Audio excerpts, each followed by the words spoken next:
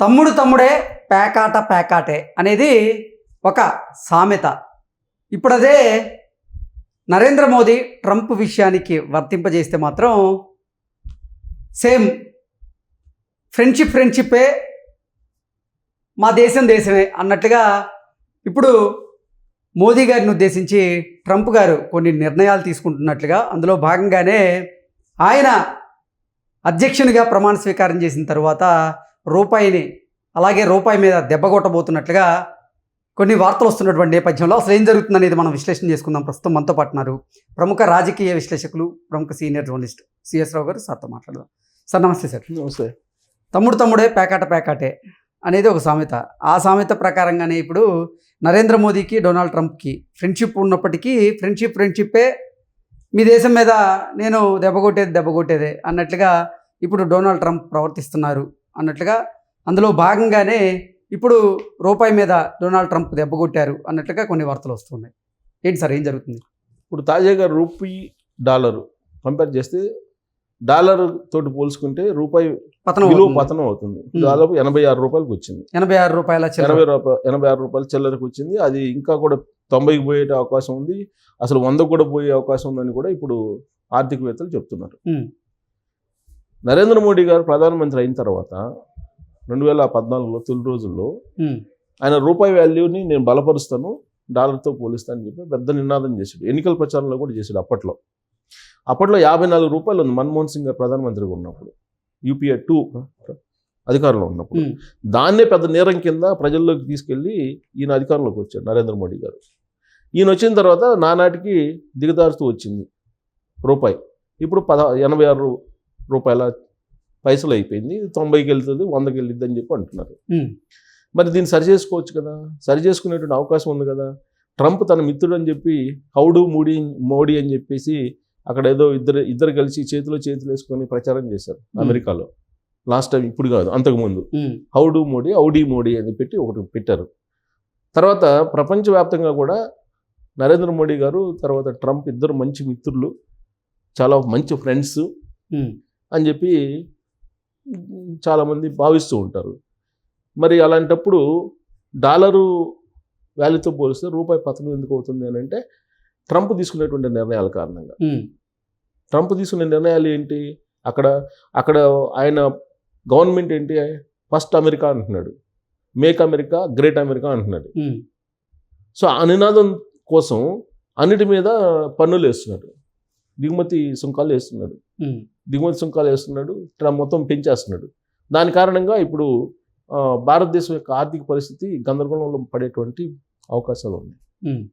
కారణం ఏంటంటే ఇప్పుడు ఫోరెన్సిక్ నిల్వలు అంటే విదేశీ మారక ద్రవ్యము కరిగిపోతుంది, రూపాయి నానాటికి పడిపోతున్నటువంటి క్రమంలో ఇక్కడ మొత్తం డిపాజిట్స్ అన్ని డ్రా చేసేసుకొని వీళ్ళు డాలర్స్ కొనుక్కుంటున్నారు. డాలర్ స్ట్రాంగ్ అవుతుంది కాబట్టి ఇప్పుడు ఇది ఇండైరెక్ట్గా ట్రంప్ దెబ్బ కొట్టినట్టుగా భారతదేశానికి, డైరెక్ట్గా కాకపోయినా ఇండైరెక్ట్గా.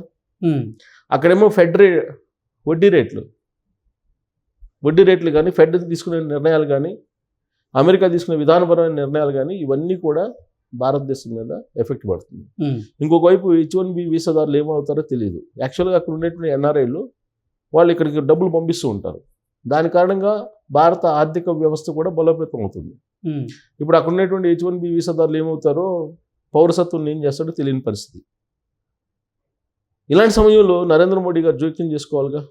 యుద్ధాలు అని అంటే దేశాలకి మధ్య యుద్ధాలు అని అంటే ఒకప్పుడు అణుబాంబులు వేసుకునేవాళ్ళు, లేదంటే క్షిపణులు ప్రయోగించుకునే వాళ్ళు, లేదంటే అంటే విమానాల నుంచి బాంబులు వేసేవాళ్ళు, ఇవన్నీ చూసాం. ఇప్పుడు యుద్ధాలంటే చాలా సింపుల్, వాణిజ్య యుద్ధమే. ఒక దేశాన్ని బలహీనపరచాలంటే వాణిజ్యపరమైనటువంటి యుద్ధం చేస్తే చాలు, ఆ దేశం బలహీనపడిపోతుంది. ఆర్థికంగా బలహీనపడినప్పుడు ఆ దేశం కొలాప్స్ కావటమే కదా.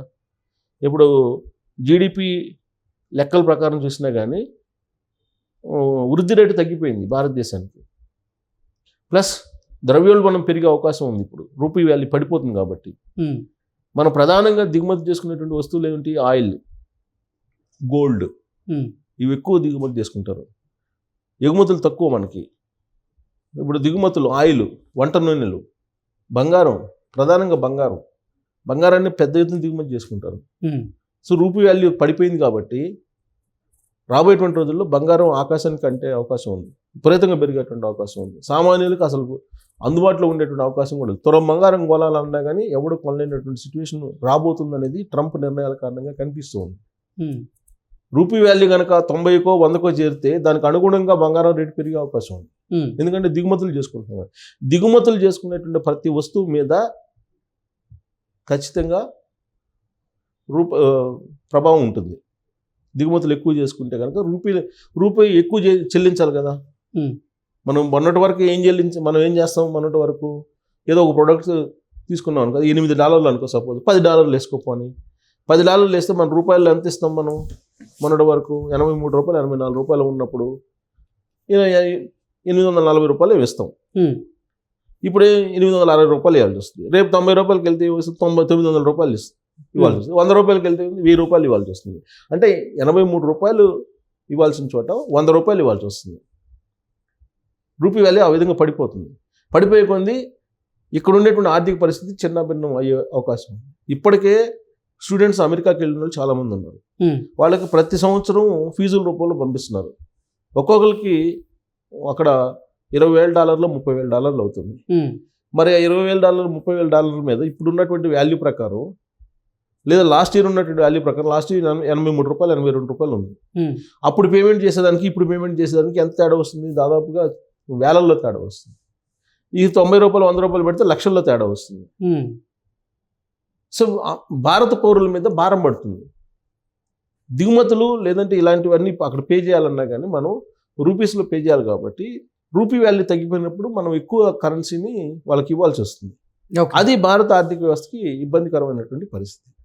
సో దాంతో ఇప్పుడు ట్రంప్ ఏంటి, మళ్ళీ డాలర్ని మేము బలోపేతం చేసుకోవాలని అంటున్నాడు. డాలర్ని బలోపేతం చేసుకునే చర్యలు తీసుకుంటున్నాడు. ఆల్రెడీ ఇప్పుడు చైనా మీద 30% మీద వేస్తానంటున్నాడు వాణిజ్య సుంకం. అలాగే మెక్సికో మీద, కెనడా మీద వేస్తారంటున్నాడు. సహాయం కూడా చేయను అంటున్నాడు. అలాగే ఇండియా మీద కూడా వేస్తాం అంటున్నాడు. ఉమ్, ఇండియా మీద కూడా మేము సుంకాలు వేస్తాము, 100% వేస్తాము.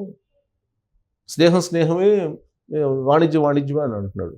సో చైనా మీద వాణిజ్యం, అలాగే రష్యా మీద వాణిజ్య యుద్ధం ఆల్రెడీ ప్రకటించేసాడు ఆయన.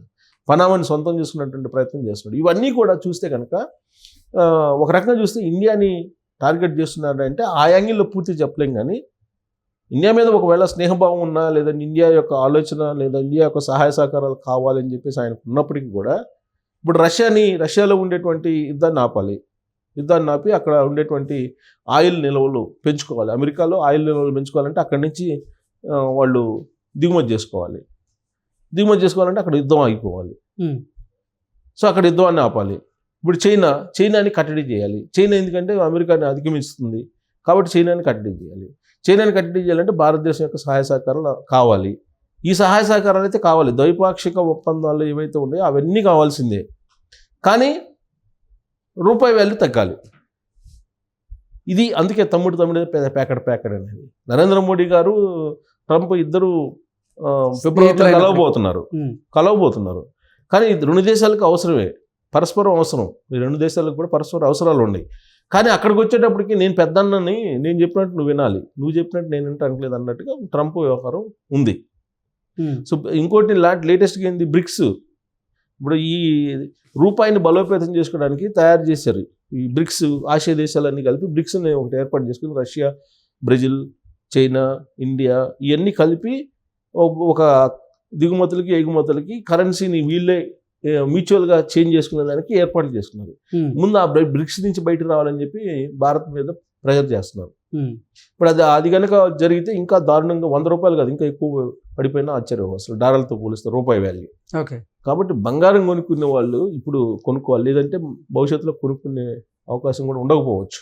రేటు విపరీతంగా పెరిగేటువంటి అవకాశం ఉంది. ద్రవ్యోల్బణం పెరుగుతుంది, ధరలు పెరుగుతాయి, వస్తువుల ధరలన్నీ పెరిగిపోయి భారతదేశంలో ఒక అనిశ్చితమైనటువంటి పరిస్థితి ఆర్థికంగా ఏర్పడే అవకాశం ఉంది ట్రంప్ కారణంగా, ట్రంప్ తీసుకున్న నిర్ణయాల కారణంగా. కాబట్టి ఫ్రెండ్స్ అంటున్నారు.